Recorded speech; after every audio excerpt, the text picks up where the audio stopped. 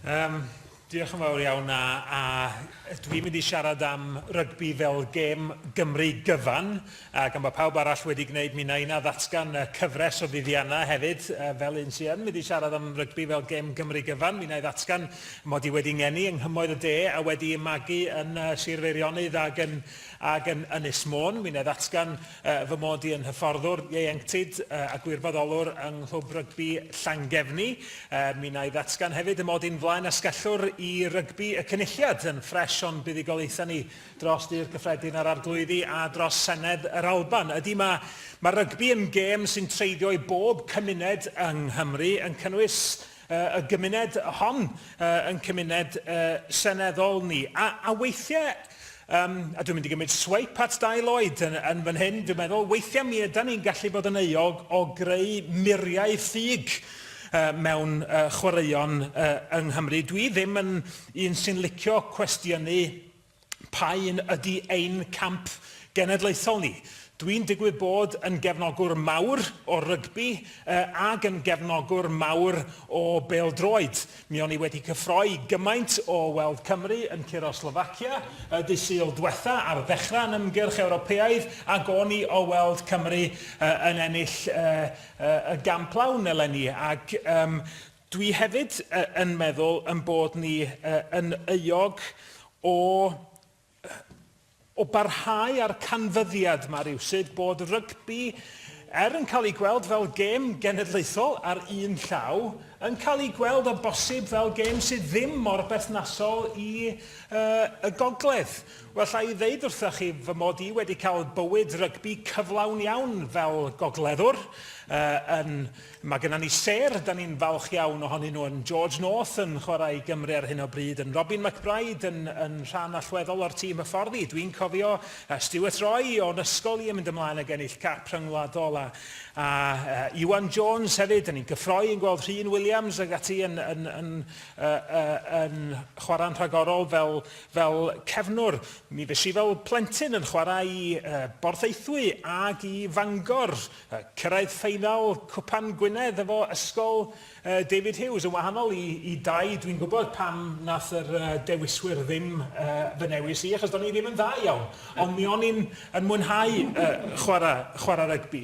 Yn ein clwb ni, yn Llangefni, mae gennym ni yna dim adan 6, 7, 8, 9, 10, reit drwad i 15 a tîm ieuenctid a prif dîm a gael dîm. Da ni'n chwarae draws y Gogledd o Bwllheli, Blaenau Ffestiniog, Caernarfon, Bangor, Bethesda, Bai Colwyn, Llandudno, Rhyl, Dimbych, Wyddgrug, Shotton, Wrexham. Mae'n gêm sydd yn treiddio ar draws y Gogledd i gyd.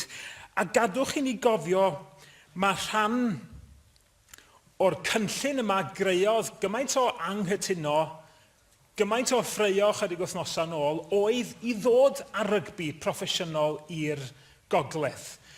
A dydw i ddim yn mynd i gael yn hynny mewn i ddadl ynglyn a ddylid uno neu gael gwared ar yr gweilch neu'r scarlet neu unrhyw dîm arall. Yn yn ardal i, mae yna lawer iawn, sy'n ni'n deud, mae yna fwy o grysa gweilch na sy'n o scarlet yn digwydd bod yn ardal i.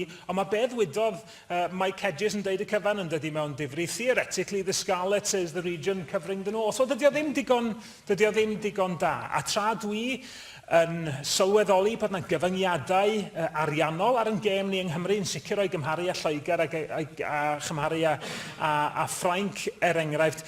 Os ydyn ni o ddifri ynglyn â troi y gêm yn gêm genedlaethol, mae rhaid i ni droi hi yn gêm proffesiynol yn genedlaethol hefyd. A mae mateb y Gogledd i gema dan 20 Cymru yn sicr y Mae Colwyn yn brawf o'r archwaith sydd na i weld rygbi ar y lefel uchaf yn y Gogledd. Diolch am ganiateb i wneud sylw byr.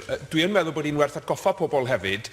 Mae rygbi wastad wedi bod yn gêm genedlaethol oherwydd i'r rhai felly sydd ddim yn gwybod, mi oedd Clwb Rygbi Bangor yn un o sylfaenwyr beth sy'n nawr yn Undeb Rygbi Cymru nôl yn 1881, yn un o'r 11 clwb. Felly mae Gogledd Cymru erioed wedi bod yn chwarae rhan blaenllaw yn rygbi cenedlaethol yng Nghymru. Ydy, mae hynny'n hollol wir, a mae plac yn dal i fyny ar y wal yn Clwb Rygbi Bangor yn nodi hynny. Chydig dros 10 mlynedd yn ôl, mi nath Undeb Rygbi Cymru gam gwag a rygbi yn y Gogledd. Dwi'n gwybod oherwydd o'n i yn gefnogwr mawr o glwb Llangefni ar y pryd. Nath ennill dyrchafiad i ail adran genedlaethol Cymru. A penderfyniad yr undeb rygbi oedd nid i dyrchafu nhw, ond i gostwng nhw lawr i adran 4 newydd y Gogledd. Wel, mi nath hynny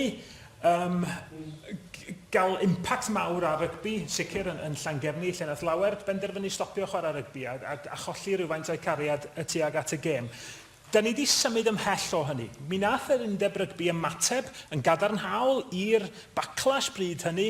Mi sefydlwyd rygbi y Gogledd, a rwan da ni mewn sefyllfa lle da ni'n edrych ymlaen at fynd i'r cam nesaf. Dwi wrth y modd yn gweld y bechgyn ifanc dwi'n ei hyfforddi yn cael ei dewis i dima ieuenctid rygbi'r Gogledd rwan. Mi oedd na ddwsin ohonyn nhw bron, dwi'n meddwl, yn chwarae mewn gema yn gynharach yr wythnos yma. Mi fydda cael tîm proffesiynol yn creu'r eilunod iddyn nhw o fewn i'r rhanbarth eu hunain, a dwi'n edrych ymlaen at weld y drafodaeth yma barhau a gobeithio mai diwedd hi fydd dod ar rygbi proffesiynol i'r Gogledd gan dynnu dim oddi wrth y tîmau proffesiynol rhagorol sydd gennym ni yn y de hefyd.